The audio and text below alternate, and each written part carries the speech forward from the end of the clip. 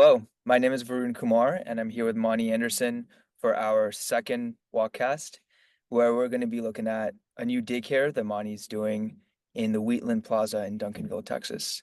We'll start with the idea for the daycare, Monte. How did you think about it? Okay. Yeah. Good to be here again today. And this 90,000 square foot retrofit of this shopping center that's soon to be mixed use with townhomes and artists and restaurants and other things. People have asked me, why would you put a daycare here? Why do you do certain things? And I always talk about it this way. These shopping centers, I treat them like main streets. And if you're going down a main street, you're going to see food, you're going to see retail, you might see a government center, you might see a barber shop, and now you're going to see a daycare. So this is the way I treat these retail centers. The difference in uses like that makes for a real neighborhood. It makes for a real vibe. It makes for the real culture of place when you have these real uses. And the other thing is, it's what the market is telling us. The market says, I want a daycare. The market says, I want a small restaurant. The market says, I want hair shop. Market says, I want an art studio. So we react to the market. Do we try to get better with what's in the market? Yeah, we do. We're always trying to up the game, if you will. But sometimes you got to do what you can with what you got. We talk about that a lot, neighborhood evolution. That's the process of putting this daycare in. And if you want to, we can go look at it. Yeah, I mean, you said before a lot of people think what you're doing at the start is weird. Like, why would you put a daycare next to a government office or a hotel? Or how do you decide what the market is telling you? If you're in your town and you feel a need for more daycares, how do you judge that? The market is, being in the real estate business like I am all these years, the market is always, starting off as a leasing agent, I'm always on the front line taking calls to, what kind of occupants want these spaces. Mm-hmm. And so that's the market talking to us. When I first started out with this daycare here, actually, I started off to do the hotel rooms along part of this. And then because of the fire marshal, there were some problems in doing that. Anyway, this one is Sweet Start Childcare. And they're 2 to 5 year olds. We'll just go in the front door. We're just finishing up the finish out of the space right now. And it's pretty typical coming into a long hall here. And on the left-hand side, you've got all the little classrooms. Here you got typical things like office space, closet space, restrooms. Kitchen is fairly small, but it's just a holding kitchen. Mm-hmm. And then as you see each of the rooms, you can see each of the rooms got glass where you can walk by and you can see the kids in the rooms. And again, really high quality hardware in each of the rooms. And the interesting thing about these rooms, there's 1, 2, 3, 4, there's 5, 6 rooms. And the interesting thing about this place here is it's very easy to operate, get the kids in, get them outside, get them in their room, which they stay most of the day for little ones, like these 2 to 5 year olds. And then each one of these rooms go out into the play yard. Mm-hmm. And the play yard is not quite done yet, but you can see the retaining wall there. There'll be a fence on the retaining wall, and there'll be real dirt and some other things too, not just dirt, but there'll be some gravel and some rubberized surface, and then fences around the play yard. So they'll be able to come right out of their rooms. You can see here, they'll be able to come right out of the rooms into the play yard. Then outside of the play yard, which this all used to be concrete. Mm-hmm. This was solid concrete. And so outside of the play yard here, there is a garden here. Mm-hmm. And this garden's got some new trees and grass and looks really great because this was so harsh out here. Mm-hmm. It's so hot. It's hot here today in Texas. And then the wall over here It's where the 6 boutique hotel rooms will go. Mhm. There'll be entries cut in that wall. And so you'll have these hotel rooms here next to the kids' playground area mixed with the shopping center. Now, So the playground areas, how'd you convince people to put the hotel rooms next to the daycare? we just did it. The fences, there'll be a fence around this, but you'll be able to see through the fence. Mhm. But we'll have high security for the kids, of course. But mixing kids here with hotel rooms and with businesses, this is our main street right here, storefronts. Mixing those all together is what makes a real community. And it just worked out physically. The spaces worked out. They just worked out that way. And most of the daycares in southern Dallas County, usually they'll put these daycares, they'll just put some fencing outside on an asphalt parking lot. Hmm. And it's really disgusting.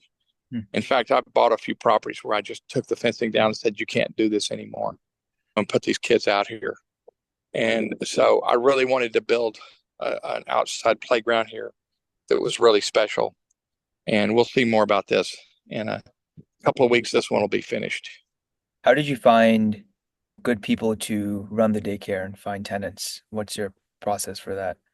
They found me in the 12 steps of town making, which we do through neighborhood evolution. Step number 1 is committing to your farm. Step number 2 is getting to know your neighbors.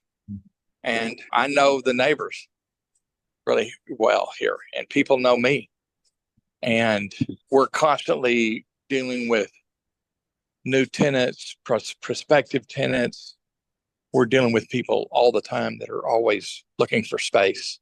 And so I'm always looking for the best of the best down here that I can find for our properties. Doing this work for 30, nearly 40 years now, I know a lot of people in the neighborhoods. What's the timeline look like for the daycare? It's going to open here by November 1st. Oh, It great. will open. And how long have you been working on it? Finish out and everything takes about 4 months and even more than that.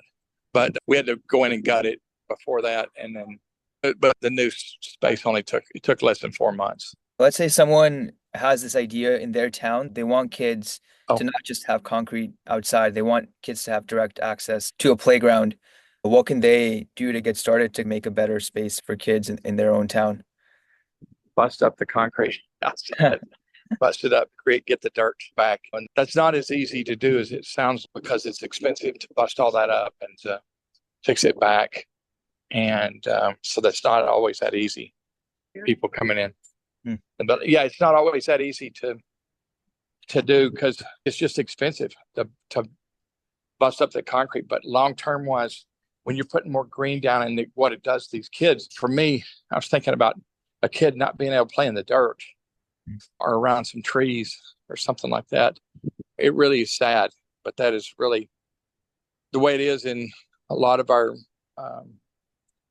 built environment these days. That's not the way I grew up, but that's the way it is in a lot of these daycares and schools too, not just daycares. It seems like we don't spend enough time looking at the design of and the effects of what we're doing to people. Where we create the built environment, we create the outdoor environment. We're just not thinking enough about what to do, not thinking it through. But kids need dirt. They need to be able to stand on the land. They need to stand in the grass and climb a tree. Those are the kind of things we need to do. Did you work with a planner on the daycare, or did you do all of it yourself? We did. We always sketched this stuff out, but in this case here, for sure, I worked with a civil engineer to get all the drainage and these steps and these retaining walls where the fence will go around this retaining wall to get all that right. And I worked with a real landscaper, a playground landscaper that understood what we wanted. And we'll see. We're ready to finish in the next 2 weeks.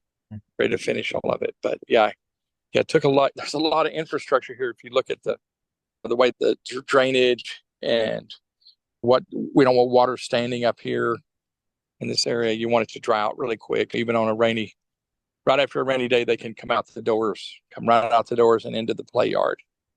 They don't have to walk down the sidewalks. They're safe. When the fences are up, they'll be safe, and it's easy to do. Yeah. So we work with the right planners for sure and right architects. Is it all going to be real grass, or do you have a mix of turf and No, grass? we're gonna have some like astroturf kind of stuff here because you just can't put grass here and they'll run on it, but it'll all drain really well. And then there'll be some mounds where there'll be real grass, and then there'll be some gravel areas around the tree over there'll be some gravel. So there'll be a mixture of surfaces here. How would you think about dealing with the heat and mix of trees and real grass and dirt and the combination Yeah, of, yeah. yeah, the trees here, all the trees here are set up to eventually create shade here and strategically placed where some shade and some. So as they grow and they're bigger, we should have some good shade here and yet some sun too at the same time. And everything we do, we're always thinking about, how to get more landscaping. See this chain link fence back here? This is the back of a shopping center. This is not the good part of the building, right? This is the mechanical part, but you can see here on this fence, instead of putting up a block fence, which is what the city requires you to do, like a concrete wall, we have a fast growing vine here that we just planted not that long ago, and it'll eventually cover this whole fence. So anything that we can do like that, we're gonna always try to do. There are a lot of shopping centers in the country where they're just a couple big retailers and there's decaying. What are some other things that people could do to make these shopping centers more vital and more like a town center with beautiful landscaping and mixes of uses and just different kinds of people coming in throughout the day? The the first things you can do is bust up a lot of the concrete and put some landscaping in. Secondly, start to imagine your uses in the center is not just retail, not just consumer oriented, but imagine them as office and personal services and retail and restaurant and daycares and government centers. Start to imagine them as a main street. Start to imagine them that way. And that's really the most important thing. You can put food trailers like we looked at in the last Walkcast. We saw the food trailers in the parking lot. You can also do temporary events in the parking lots.